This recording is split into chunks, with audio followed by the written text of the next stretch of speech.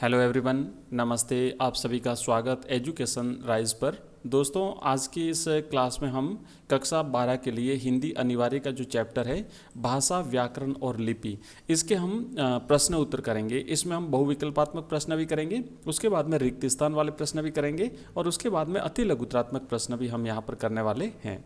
तो ये सारे के सारे प्रश्नों की PDF भी आपको मिलेगी। मैं बताऊँगा कहाँ से मिलेगी। आप लगातार हमारे साथ बने रहिए इस वीडियो में, और बाकी का जो चैप्टर है वो भी हम इसमें कंप्लीट करेंगे। इससे पहले हमने भाषा, लिपि और व्याकरण का जो कंप्लीट जो स्टडी है ना, ट्यूटोरियल, वो हमने आपको बना दिया है, समझा दिया था। आप लोगों ने देख लिया होगा। अगर नहीं देखा तो प्लेलिस्ट में जाइए, वहाँ पर आपको मिल जाएगा। आइए शुरू करते हैं। पहला प्रश्न यहाँ पर लिखा हुआ है कि विचारों को अभिव्यक्त करने का माध्यम क्या है। ऑप्शन 4 हैं आपके सामने। आपको अगर आंसर आता है तो आप कमेंट बॉक्स में देते जाइए और उसके बाद कंफर्म कर लीजिए जब मैं आंसर आपको बताता हूँ। तो पहला प्रश्न है कि विचारों को अभिव्यक्त करने का माध्यम क्या है। ऑप्शन 1 है संकेत, ऑप्शन 2 है भाषा, ऑप्शन 3 है शब्द और ऑप्शन 4 यानी घ है ध्वनि। तो इसका सही जवाब रहेगा, विचारों को अभिव्यक्त करने का माध्यम जो है वो भाषा है। ठीक है, इसका सही जवाब है ऑप्शन ख, भाषा। नेक्स्ट, अगला प्रश्न है दूसरा, मौखिक भाषा की विशेषता क्या है ना। भाषाओं को 2 भागों में विभाजित किया है। आप लोगों ने अच्छी तरह से पढ़ा होगा जब हमने इसके बारे में डिटेल स्टडी हम कर चुके हैं पहले ही। तो भाषा के 2 रूप है, एक है मौखिक रूप और दूसरा है लिखित रूप।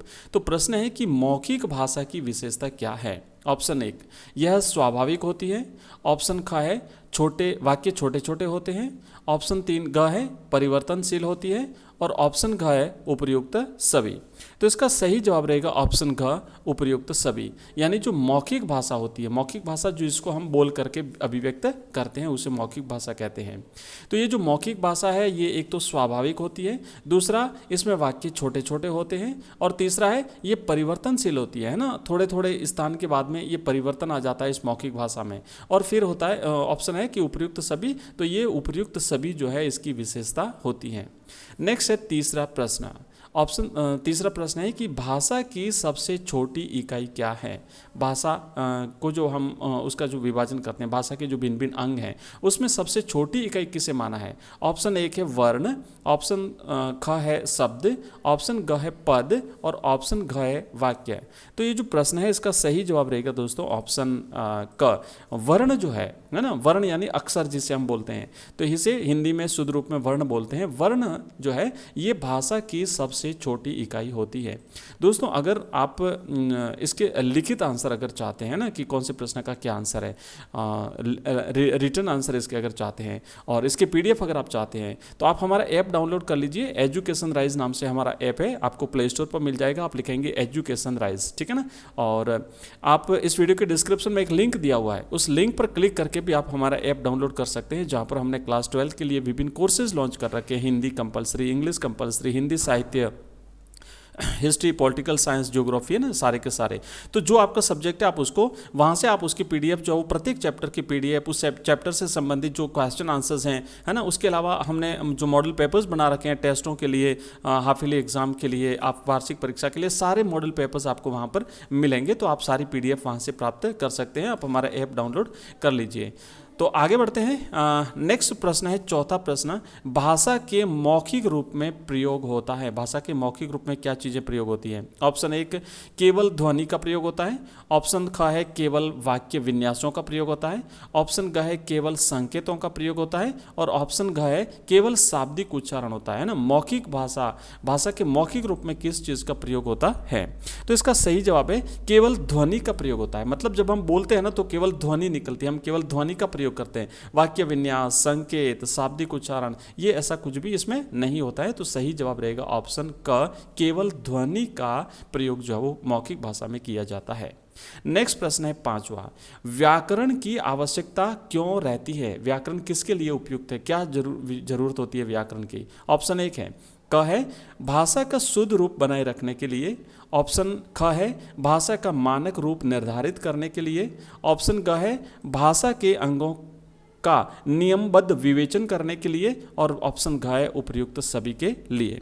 तो इस प्रश्न का सही जवाब रहेगा दोस्तों ऑप्शन घ उपयुक्त सभी के लिए। यानी जो व्याकरण है उस व्याकरण को हम भाषा को शुद्ध रूप देने के लिए जो उसका प्रयोग करते हैं, भाषा को मानक रूप प्रदान करने के लिए, भाषा के अंगों को नियमबद्ध करने के लिए, इन सभी के लिए जो हमें व्याकरण की आवश्यकता पड़ती है। तो इसका सही आंसर रहेगा ऑप्शन घ उपयुक्त सभी। दोस्तों रोजाना शाम को 8:30 बजे होती है हमारी लाइव क्लास, जहां पर हम अलग अलग डे के हिसाब से अलग अलग सब्जेक्ट जो है वो पढ़ते हैं। कभी हिंदी कंपलसरी, कभी इंग्लिश, कभी हिस्ट्री, पॉलिटिकल, ज्योग्राफी, है ना, इस तरीके से। तो आप भी रोजाना शाम को 8:30 बजे की हमारी लाइव क्लास में जरूर जुड़िएगा।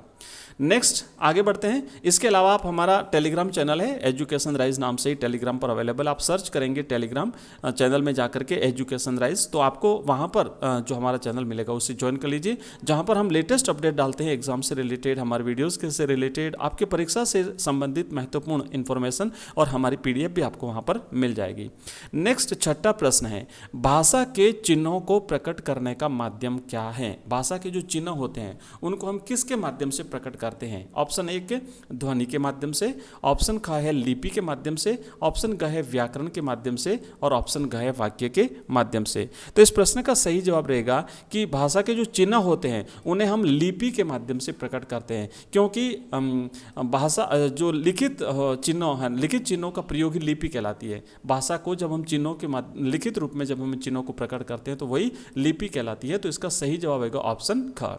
नेक्स्ट प्रश्न है, विभक्ति युक्त शब्द क्या कहलाता है? विभक्ति से युक्त जो शब्द होता है वो क्या कहलाता है? ऑप्शन 1 वर्ण कहलाता है, ऑप्शन 2 है शब्द कहलाता है, ऑप्शन ग है पद कहलाता है, या फिर वाक्य कहलाता है, ऑप्शन ग है। तो दोस्तों इसका सही जवाब रहेगा ऑप्शन ग, वो जो है वो पद कहलाता है, ठीक है ना। विभक्ति से युक्त जो शब्द होते हैं वो पद कहलाते हैं। नेक्स्ट प्रश्न है 8वां, भाषा का आरंभ होता है ध्वनि से, अर्थ से, शब्द से, या फिर वाक्य से? भाषा का आरंभ किससे होता है? भाषा का आरंभ जो है वो किससे माना गया है? तो ये जो प्रश्न है इसका सही जवाब रहेगा भाषा का आरंभ ध्वनि से माना गया। अर्थ, शब्द, वाक्य ये सब बाद में आते हैं, सबसे पहले ध्वनि जो है यहीं से भाषा का आरंभ माना गया है। नेक्स्ट प्रश्न है दोस्तों, इसमें हम 10 प्रश्न करेंगे ऑब्जेक्टिव टाइप के, उसके बाद में हम करेंगे रिक्त स्थान वाले प्रश्न, और उसके बाद में हम करेंगे अति लघुतरात्मक प्रश्न। तो आप लगातार हमारे साथ बने रहिए, अपने दोस्तों को भी हमारी इस क्लास में जोड़िए, जो भी आपके मित्र हैं, है ना, क्योंकि जो कंपलसरी हिंदी है वो तो सभी स्टूडेंट्स के लिए है, चाहे वो आर्ट्स का है, कॉमर्स का है और साइंस का स्टूडेंट है, सबके लिए हिंदी कंपलसरी जो है वो सब्जेक्ट होता है। तो आप अपने सभी मित्रों को हमारे इस क्लास में जोड़ेंगे, और यहाँ पर हम कंप्लीट स्टडी करते हैं चैप्टर 1 से लेकर के एंड तक। इसके अलावा जितनी भी व्याकरण होती है उसको भी हम कंप्लीट पढ़ते हैं, हिंदी में, इंग्लिश में, दोनों में।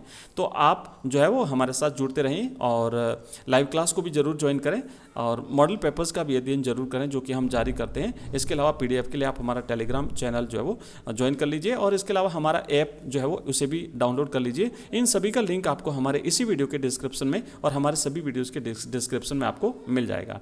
आइए आगे बढ़ते हैं। नेक्स्ट 9वां प्रश्न है, भाषा के प्रमुख अवयव क्या हैं? ऑप्शन 1 भाषा के प्रमुख अवयवों का पूछा है। ऑप्शन 1 है वर्ण, शब्द, पद और वाक्य। ऑप्शन का है वर्ण, शब्द, अनुच्छेद और वाक्य। ऑप्शन स है शब्द, वाक्य, वर्ण और विचार। और ऑप्शन द है वर्ण, शब्द, वाक्य और भाषण।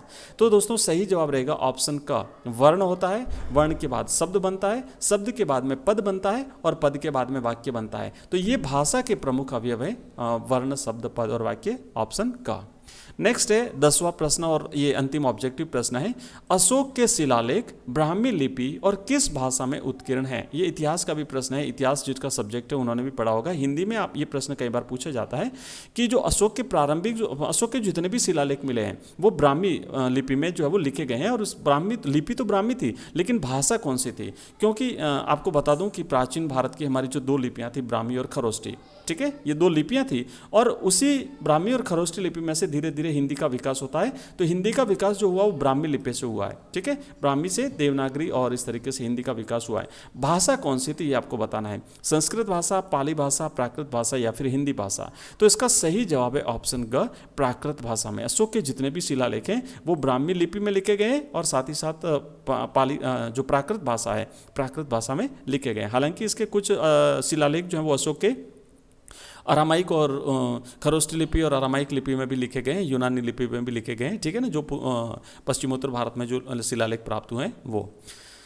चलिए नेक्स्ट, तो ये तो हमारे ऑब्जेक्टिव क्वेश्चंस थे जो हमने किए हैं, और अब हम करेंगे जो रिक्त स्थान वाले प्रश्न है ना, अति लघुतरात्मक बाद में करते हैं, पहले हम करेंगे रिक्त स्थान वाले प्रश्न। पहला प्रश्न है कि हमारे मुंह से निकलने वाली प्रत्येक स्वतंत्र आवाज़ क्या कहलाती है। रिक्त स्थान की पूर्ति करनी है आपको कि हमारे मुंह से निकलने वाली प्रत्येक स्वतंत्र जो आवाज़ होती है वो ध्वनि कहलाती है। दोस्तों मैं यहाँ केवल बोल करके आपको आंसर बता रहा हूँ, अगर आपको लिखित आंसर चाहिए तो ये PDF आपको रिटन आंसर के साथ में हमारे ऐप में मिलेगी। एजुकेशन राइज नाम का हमारा ऐप है, जैसा कि आप यहाँ पे देख पा रहे हैं, एजुकेशन राइज। आप सर्च करेंगे प्ले स्टोर पर, और ये जो सरस्वती माँ की तस्वीर वाला जो आपको ऐप दिखेगा उसे आप डाउनलोड कर लीजिए, और वहाँ पर जो हमारा हिंदी वाला कोर्स है उस हिंदी वाले कोर्स में जाइए, हिंदी कंपलसरी करके लिखा हुआ है, उस कोर्स पर आप क्लिक करिए, उस कोर्स में जाएंगे, उस कोर्स में आपको जो है वो हिंदी व्याकरण और भाषा करके जो हमारा चैप्टर है उसको ओपन करेंगे। वहाँ पर आपको हमारे सभी PDF जो व्याकरण संबंधी जितने भी PDF हैं वो आपको वहाँ पर मिलेगी। हमारे ऐप में मिलेगा आपको PDF मिलेगी, इसके अलावा नोट्स मिलेंगे, इसके अलावा ऑनलाइन टेस्ट की सुविधा भी रहेगी, इसके अलावा वहाँ पर वीडियो लेक्चर्स भी आपको मिलेंगे। चलिए नेक्स्ट आगे बढ़ते हैं। दूसरा प्रश्न है, हिंदी लिपि में लिखी जाती है, हिंदी कौन सी लिपि में लिखी जाती है, हिंदी की लिपि कौन सी है, तो हिंदी जो है वो देवनागरी लिपि में लिखी जाती है। तीसरा प्रश्न है, लिखित ध्वनि संकेतों को कहते हैं, तो लिखित ध्वनि संकेत जो होते हैं, लिखित ध्वनि जो मतलब ध्वनि संकेत होते हैं, उन्हें जब हम लिखित रूप दे देते हैं तो वो लिपि कहलाती है। तो आप लिखेंगे इसका उत्तर कि लिखित ध्वनि संकेतों को लिपि कहते हैं। नेक्स्ट है चौथा प्रश्न, भाषा के है ना रिक्त स्थान रूप में समाज की संस्कृति, इतिहास और साहित्य सुरक्षित रहते हैं। तो भाषा के लिखेंगे लिखित रूप में, भाषा का जो लिखित रूप होता है उसमें समाज की संस्कृति, इतिहास और साहित्य सुरक्षित रहते हैं। नेक्स्ट प्रश्न है पांचवा, देवनागरी लिपि का विकास भारत की प्राचीन लिपि से हुआ है। भारत की कौन सी प्राचीन लिपि से हुआ है देवनागरी लिपि का विकास, तो आप लिखेंगे कि देवनागरी लिपि का विकास भारत की प्राचीन ब्राह्मी लिपि से हुआ है। अभी हमने एक ऊपर वाला जो प्रश्न किया था जहाँ पर अशोक के शिलालेख की बात हुई थी कि अशोक के शिलालेख ब्राह्मी लिपि में लिखे गए हैं, कौन सी भाषा में लिखे गए हैं, तो ब्राह्मी लिपि के प्राकृत भाषा में अशोक के शिलालेख लिखे गए थे। यही जो ब्राह्मी लिपि थी, इसी ब्राह्मी लिपि से देवनागरी लिपि का विकास हुआ है। नेक्स्ट है छठा प्रश्न, जिस भाषा को बालक अपनी माँ तथा परिवार द्वारा सीखता है उसे क्या कहते हैं। तो जो भाषा बालक अपनी माँ और अपने परिवार से सीखता है उसे मातृभाषा कहते हैं, याद रखेंगे मातृभाषा। नेक्स्ट है सातवां प्रश्न, हिंदी भाषा के परिवार में लगभग बोलियां सम्मिलित हैं, तो हिंदी भाषा के परिवार में लगभग 15 बोलियां सम्मिलित हैं। ओके, नेक्स्ट प्रश्न है आठवां, पंजाबी भाषा लिपि में लिखी जाती है, तो पंजाबी भाषा किस लिपि में लिखी जाती है, आपको लिखना है पंजाबी भाषा गुरुमुखी लिपि में लिखी जाती है। नेक्स्ट प्रश्न है नौवां, शब्दों के मेल से जब एक पूर्ण विचार प्रकट होता है तो वो क्या कहलाता है, तो शब्दों के मेल से यानी शब्दों को जब जोड़ते हैं और उसके बाद में एक पूरा का पूरा विचार, एक भाव प्रकट होता है, वो वाक्य कहलाता है। आप लिखेंगे कि वो वाक्य कहलाता है। और नेक्स्ट अंतिम हमारा रिक्त स्थान वाला प्रश्न है, उसके बाद में हम अति लघुतरात्मक प्रश्न करेंगे। तो अंतिम प्रश्न है कि अंग्रेजी भाषा की लिपि कौन सी है, तो अंग्रेजी भाषा की लिपि होती है रोमन लिपि। दोस्तों अलग अलग भाषाओं की अलग अलग लिपियां होती है, या फिर यूँ कह सकते हैं कि कई सारी लिपियां हैं और उन लिपियों में एक लिपि में कई सारी भाषाएं जो वो शामिल होती हैं। तो अंग्रेजी भाषा की जो लिपि है वो है रोमन लिपि।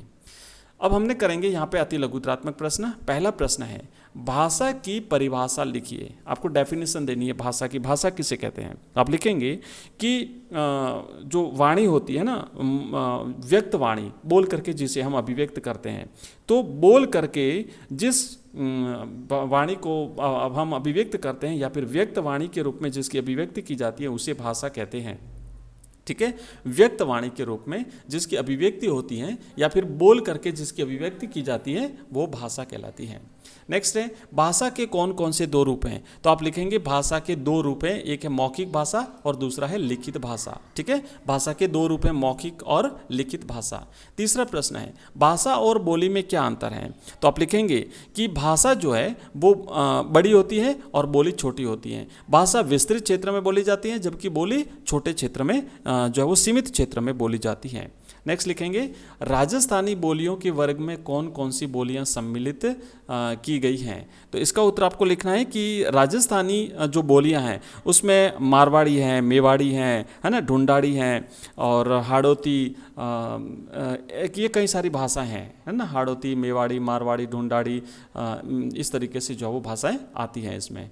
नेक्स्ट है ध्वनि किसे कहते हैं। अगला प्रश्न है कि ध्वनि किसे कहते हैं। तो ध्वनि जो है ना, मुंह से निकलने वाली प्रत्येक स्वतंत्र जो आवाज़ होती है उसे ध्वनि कहते हैं। जब हम बोलते हैं मौखिक रूप से, जब हम अभिव्यक्ति देते हैं तो हमारे मुंह से निकलने वाली प्रत्येक स्वतंत्र आवाज़ जो है वो ध्वनि कहलाती है। नेक्स्ट है छठा प्रश्न, हिंदी किस लिपि में लिखी जाती है। तो हिंदी याद रखिएगा, इंपॉर्टेंट प्रश्न है, पहले भी कई बार कर चुके हैं इसे। हिंदी जो है वो देवनागरी लिपि में लिखी जाती है, याद रखिएगा, हिंदी की लिपि है देवनागरी लिपि। नेक्स्ट है सातवां प्रश्न, भाषा के शुद्ध और सार्थक स्वरूप का निर्धारण कौन करता है। तो भाषा के शुद्ध और सार्थक स्वरूप का निर्धारण जो है वो व्याकरण के द्वारा किया जाता है। मतलब अगर व्याकरण की परिभाषा भी अगर पूछी जाए तो आपको ये लिखना है कि भाषा के शुद्ध और सार्थक स्वरूप के निर्धारण के लिए जो वो व्याकरण काम में ली जाती है। और नेक्स्ट प्रश्न है, अंतिम प्रश्न है आज की इस वीडियो का, लिपि की परिभाषा लिखिए। लिपि किसे कहते हैं। तो आप लिखेंगे कि लिखित ध्वनि संकेतों को लिपि कहते हैं। जो ध्वनि संकेत होते हैं उसको जब हम लिखित रूप दे देते हैं तो लिखित जो ध्वनि संकेत है उसे लिपि कहते हैं। तो दोस्तों ये था आज का एक इंपॉर्टेंट वीडियो जिसमें हमने इस प्रकार के प्रश्न उत्तर लिए हैं। ये पहला भाग है, इसका दूसरा भाग आपको नेक्स्ट मिलेगा कल। तो आप लगातार हमारे साथ बने रहिए और आप अपने इस चैनल को जो है वो सब्सक्राइब करके जाइए, अपने दोस्तों के साथ भी इसे शेयर करिए और रोज़ाना शाम को हमारी लाइव क्लास रहती है उसे ज्वाइन करना जरूर जो वो ज्वाइन करिए और लगातार हमारे साथ बने रहिए वार्षिक एग्जाम तक। बहुत बहुत धन्यवाद आपका इस क्लास में जो है वो देखने के लिए, ज्वाइन करने के लिए, और मिलते हैं नेक्स्ट वीडियो में। तब तक के लिए थैंक यू, बाय।